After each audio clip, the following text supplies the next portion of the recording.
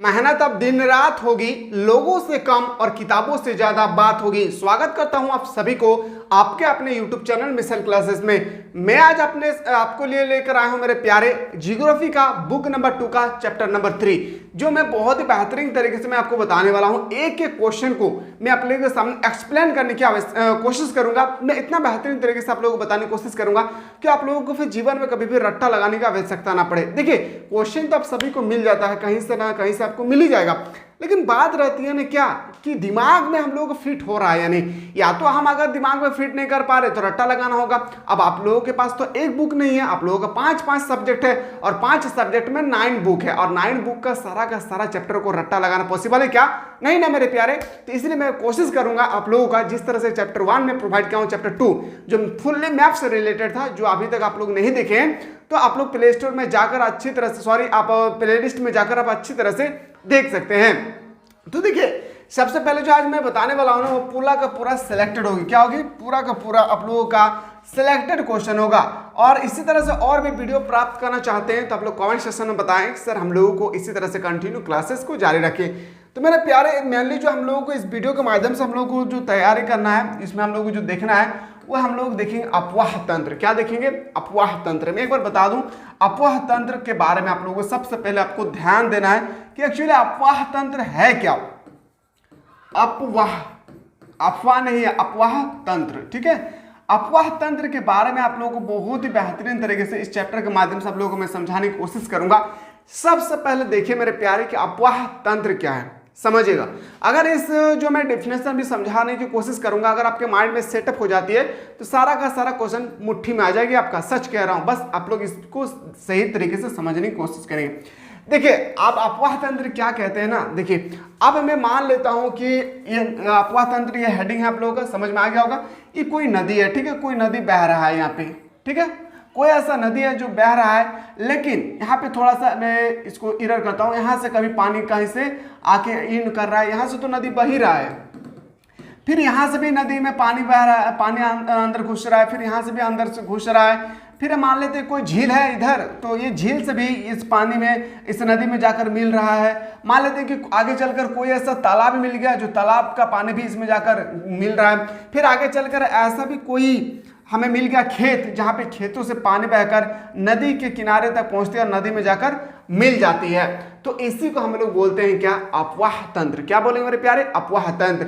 यानी नदी के पानी में तरह तरह की जगहों से पानी का मिलन बिंदु को हम लोग बोलते हैं अपवाह तंत्र। बह रहा है उसको नहीं, मिलन बिंदु को हम लोग बोलेंगे अपवाह तंत्र, जिसको हम लोग बोलेंगे मकड़ा का जो जाल हम लोग देखे ना, मकड़ा का जाल। देखिए, मकड़ा का जाल इस तरह से, एग्जाम्पल आपको बता रहे हैं, समझ में आ जाएगा। देखिए, ये नदी है, क्या है? ये नदी है। हाथ से समझ में आ जाएगा तो याद रखिएगा, सारा क्वेश्चन आप इजीली से सॉल्व कर लेंगे।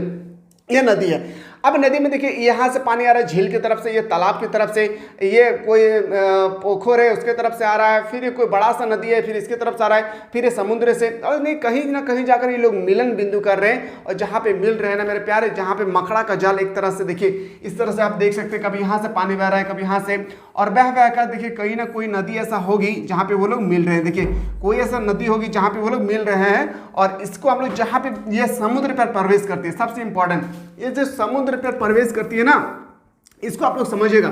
अब ये ना, जब पूरा का पूरा नदी का पानी कभी इधर से आ रहा है, कभी उधर से आ रहा है, कभी खेत से, कभी तालाब से, कभी बड़े बड़े झीलों से जब पानी आ रही है ना, और ये पानी जब नदी पे प्रवेश करने के बाद नदी जहां पर मोड़ती है, जहां पे मिलती है, इसको हम लोग बोलते हैं डेल्टा। क्या बोलेंगे? डेल्टा। याद रखिएगा, बहुत ही इंपॉर्टेंट है। और नदी जो है ना मेरे प्यारे, याद रखिएगा 3 तरह का वो अपना रूप धारण करती है। जिस तरह हम लोग सांप देखे ना, सांप इस तरह से चलता है, ठीक नदी भी इसी तरह से चलते हैं। देखिए, कभी इसका विसर्प कहा जाता है, कभी उसको हम लोग डेल्टा बोलते हैं। ठीक है, तो इसी तरह से आज आपको मैं आप लोगों के सामने इस डेल्टा यानी इसका अपवाह तंत्र का एक एक क्वेश्चन मैं आप लोगों को बताने की कोशिश करूंगा। इसी के साथ मैं बता दूं मेरे प्यारे, अगर आप में से कोई ऐसा स्टूडेंट है जो अभी तक हमारे ऐप को डाउनलोड नहीं किए, प्ले स्टोर में जाएं और आर्ट्स के अगर बेहतरीन तरीके से आप लोग तैयारी करना चाहते हैं तो इस प्ले स्टोर से डाउनलोड करें, मिसल क्लासेस के ऐप को अच्छी तरह से डाउनलोड करें। और जो आपको क्लास 11 का एक कोर्स नजर आएगा, आप लोगों को क्लास 11 का कोर्स मिलेगा, उस कोर्स का फी ओनली फॉर 249 रुपीज़ है। आप यहाँ पे आप अच्छी तरह से क्लास 11 का आर्ट्स का फाउंडेशन कोर्स को ज्वाइन कर सकते हैं और वहाँ पे आप लोगों को सेलेक्टेड क्वेश्चन मिलेंगे, वो भी एग्जाम 2024 के रिगार्डिंग हर एक क्वेश्चन आप लोगों को यहाँ पे प्रोवाइड किया जाता है। कोई भी दिक्कत होगी तो नीचे जो नंबर दिए गए, इस नंबर के माध्यम से आप लोग हमारी टीम के साथ कनेक्टेड हो सकते हैं। चलिए आज की पहला क्लास को हम लोग स्टार्ट करते हैं, क्वेश्चन नंबर 1 को, जो बहुत ही इंपॉर्टेंट है। पहला ही क्वेश्चन आप लोगों के सामने कि अफवाह क्या किसे कहते हैं, अफवाह किसे कहते हैं, मैंने अभी जस्ट बताया था आप लोगों को। निश्चित वाहिकाओं के माध्यम से हो रहे जल प्रवाह को कहते हैं। किसको हम लोग बोलते हैं अफवाह? तो देखिए इसी को हम लोग बोलते हैं, तरह तरह के नदी किनारे से पानी जो अंदर इन कर रही है, इसी को हम लोग बोलते हैं क्या? अफवाह। ठीक है, चलिए अगला क्वेश्चन पाते हैं। क्वेश्चन में जो नेक्स्ट है आपके सामने, क्वेश्चन नंबर 2, वाहिका क्या है? वाहिका जो हम लोग नदी है ना, जिससे हम लोग खाना खाते हैं, ये भी क्या है? पाइप है। या क्या है? एक तरह का पाइप है, तो भी एक तरह का क्या है? वाहिका है। या तो हम लोग बोलते हैं जहाँ शोषण ले रहे हैं, जहाँ सांस ले रहे हैं लोग ना, ये भी एक तरह का क्या है? वाहिका है। ठीक है, तो आपसे पूछ रहे कि वाहिका का अर्थ क्या होता है, तो बताना कुछ नहीं है कि नदियाँ का भी वाहिका होती है, जो अभी हमने आपको बताया मिलन बिंदु होती है। फिर नाले के पानी से भी होती है, जैसे देखिए यहाँ पे कोई नाला आ रहा है, यहाँ पे कोई नदी मिल रही है, फिर आगे चलकर कोई तालाब का पानी भी इन कर रहा है ना। तो वाहिका यानी जहाँ पे, या बात इसको आप लोग ध्यान दीजिएगा, जहाँ मिल रहा है वो पॉइंट नहीं, ये जो पानी जहाँ बह रहा है मिलने से पहले जहाँ पे बह रहा है, इसको हम लोग बोलेंगे क्या? याद रखिएगा, नदी का पानी, नाले का पानी और अन्य जल निकासी तंत्र कुछ भी हो सकता है, इसको हम लोग बोलते हैं वाहिका। क्या बोलेंगे? वाहिका। ऑप्शन नंबर डी आपका राइट आंसर हो जाएगा। ठीक है, ऐसे ही आपके पेपर में क्वेश्चन छपेंगे, टेंशन थोड़ा सा भी नहीं लेना है। ठीक है, वाहिकाओं के जाल को क्या कहते हैं? मैंने अभी जस्ट बताया, वाहिकाओं के जाल जो अभी मैंने आपको जस्ट बताया था, यहाँ पे वाहिका का जो हम लोग जाल दिखाए थे आपको, पूरा का पूरा एक जाल माकड़ा के जाल की तरह आपको दिख रहा है ना, तो उसको हम लोग क्या बोलते हैं? अफवाह तंत्र बोलते हैं। इसी को हम लोग अफवाह तंत्र बोलते हैं। तो देखिए इसी को हम लोग बोलते हैं क्या? बोलेंगे जो क्वेश्चन नंबर, वाहिकाओं के जाल को हम लोग कहते हैं क्या? अफवाह तंत्र। क्या कहते हैं मेरे प्यारे? अफवाह तंत्र। यानी ऑप्शन नंबर क्या हो जाएगा? सी आपका बिल्कुल सही उत्तर हो जाएगा। ठीक है, क्वेश्चन नंबर आते हैं 4 पे, अफवाह द्रोणी कहते हैं। अब देखिए अफवाह तंत्र अलग हो गया, अफवाह द्रोणी क्या है? नदी एवं सहायक नदी द्वारा अपवाहित क्षेत्र। अब नदी में, अब जैसे गंगा नदी का बहुत सारा नदी है जहाँ पे गंगा नदी का मिलन बिंदु होती है। तो याद रखें मेरे प्यारे, जहाँ पे बड़े बड़े छोटे छोटे नदी का बड़ा नदी में मिलन बिंदु होती है, जहाँ पे मिलते हैं, उसको हम लोग बोलते हैं क्या? तो बोले अफवाह द्रोणी कहते हैं। ऑप्शन नंबर क्या हो जाएगी? आपका बिल्कुल सही उत्तर हो जाएगा, B is the correct answer हो जाएगी। अगला प्रश्न पे आते हैं, क्वेश्चन नंबर हम लोग आते हैं 5, निम्न में से कौन सा अफवाह प्रतिरूप है? तो बोलेंगे सर याद रखिएगा, वृक्षकार प्रतिरूप, आरवी प्रतिरूप और जलनुमा प्रतिरूपण। यानी ऑप्शन नंबर क्या हो जाएगी? ऑप्शन नंबर बिल्कुल आपका राइट आंसर होगा, D is the correct answer हो जाएगी। आते हैं सर क्वेश्चन नंबर 6। और हाँ, इसी तरह से और भी सब्जेक्ट का, अभी तो हम लोग हिस्ट्री डिस्कस करें, हम लोगों ने हम लोग अभी जियोग्राफी डिस्कस करें, हम लोगों ने हिस्ट्री का चैप्टर 1 से लेकर चैप्टर 11 तक बहुत ही अच्छी तरह से हम लोग देख चुके हैं। अगर आप में से कोई ऐसे स्टूडेंट है जो नहीं देखे मेरे प्यारे, तो जल्दी से आप लोग देखें। चलिए प्ले लिस्ट में जाकर आप अच्छी तरह से देख सकते हैं, चैप्टर 1 से लेकर चैप्टर 11 तक मैं वही क्वेश्चन आप लोगों को प्रोवाइड किया हूँ जो डायरेक्टली आपके पेपर में छपने वाला है। ठीक है, क्वेश्चन नंबर नेक्स्ट बात है, जल जब सभी दिशाओं से नदी बहकर किसी झील में विसर्जित होती है तो इसे क्या कहते हैं? यानी कोई भी दिशा से, तरह तरह की दिशाओं से जब नदी में बहकर कोई झील में विसर्जित होती है, कोई झील में जब जाकर मिलती है नदी का पानी, तो उसे हम लोग क्या कहते हैं? ये आपसे पूछे गए, तो बोलेंगे अभिकेंद्री प्रतिरूप। क्या बोलेंगे? अभिकेंद्री प्रतिरूप। यानी ऑप्शन नंबर ए आपका सही उत्तर हो जाएगा। क्वेश्चन नंबर 7 पे आते हैं, जब मुख्य नदी एक दूसरे के समांतर बहती है, जब कोई भी मुख्य नदी, मेन नदी एक दूसरे के समांतर, यानी ओवरलैपिंग नहीं है, एक दूसरे के समांतर, ये एक दूसरे के क्या, यहाँ पे पानी बह रहा है और यहाँ पर भी पानी क्या कर रहा है? बह रहा है, तो उनमें समकोण पर मिले तो बोलेंगे उसको क्या? जलनुमा प्रतिरूपण। क्या बोलेंगे उसको? जलीनुमा प्रतिरूपण। ऑप्शन नंबर क्या हो जाएगा?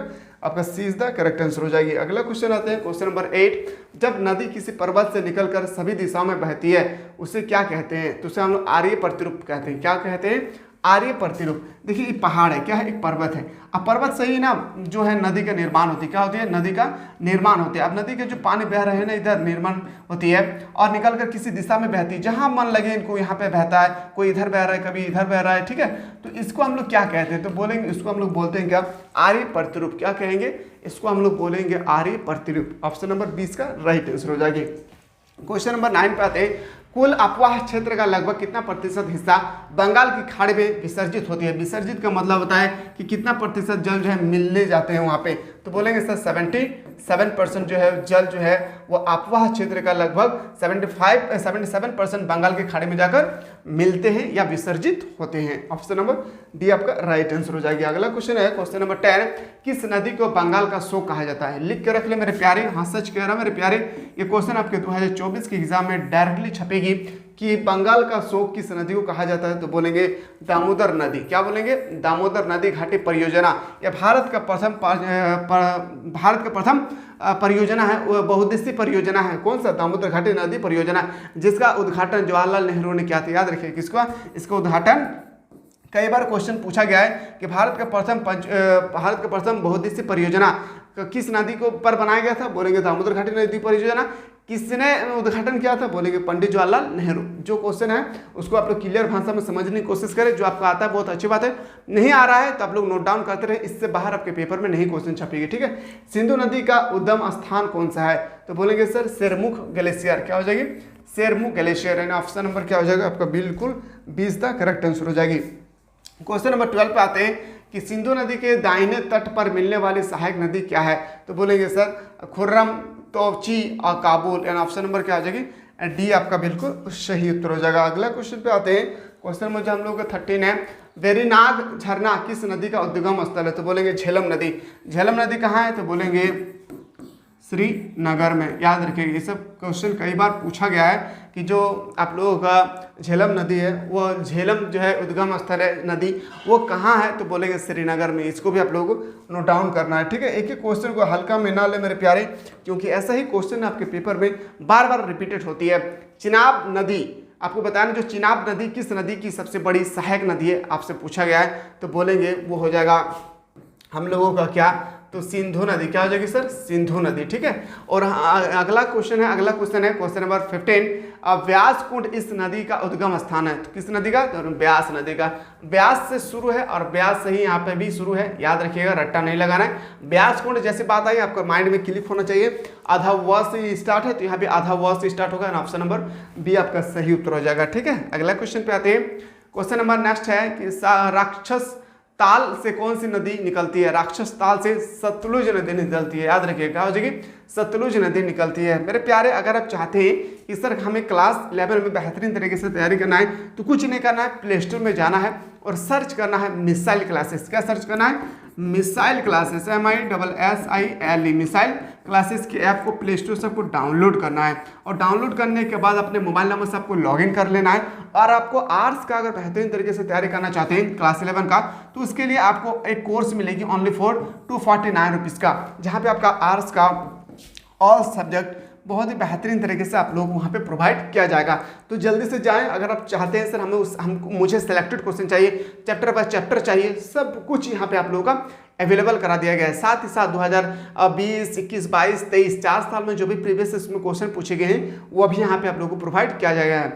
कोई भी दिक्कत होगी मेरे प्यारे कोर्स को बाय करने में, नीचे जो नंबर दिए गए इस नंबर के माध्यम से आप लोग हमारी टीम के साथ कनेक्टेड हो सकते हैं और पूछ सकते हैं कि सर हम कोर्स का अगर बाय करेंगे तो मुझे क्या क्या मिलने वाला है, या हम बाय अगर करना चाहते हैं तो मुझे कैसा कैसा प्रोसेस से हमको झेलना होगा। तो ये सब कुछ यहाँ पे आप लोगों को प्रोवाइड किया जाएगा। जो हमारे नीचे जो नंबर दिए गए हमारे टेक्निकल टीम के आपका व्हाट्सअप नंबर के माध्यम से आप लोग जुड़ सकते हैं। लेट ना करें, अगर क्लास को ज्वाइन करना चाहते हैं तो लेट करके कोई फायदा नहीं है, इसलिए मैं बोल रहा हूँ क्योंकि एग्जाम भी आप लोगों को बहुत ही नजदीक आ चुका है। ठीक है, क्वेश्चन नंबर आते हैं 17, तिब्बत में लॉन्ग चेन खबाब नाम से किस नदी को जाना जाता है? तो बोलेंगे सतलुज नदी को। सतलुज नदी को कहाँ पे जाना जाता है? तो लॉन्ग चेन खबाब तो बोलेंगे सर तिब्बत में। याद रखिएगा, तिब्बत में बहुत सारा नदी है जिनका अलग अलग नाम से वहाँ पे लोग पुकारते हैं। गंगोत्री हिमनद किस नदी का उद्गम स्थान है? तो बोलेंगे गंगा नदी का। किसका हो जाएगी? गंगा नदी। यानी ऑप्शन नंबर क्या हो जाएगा? सी इसका राइट आंसर हो जाएगी। क्वेश्चन नंबर आते हैं 19, माप चंगुंगो हिम नदी किस नदी का उद्गम स्थान है? तो बोलेंगे घाघरा नदी। क्या हो जाएगी?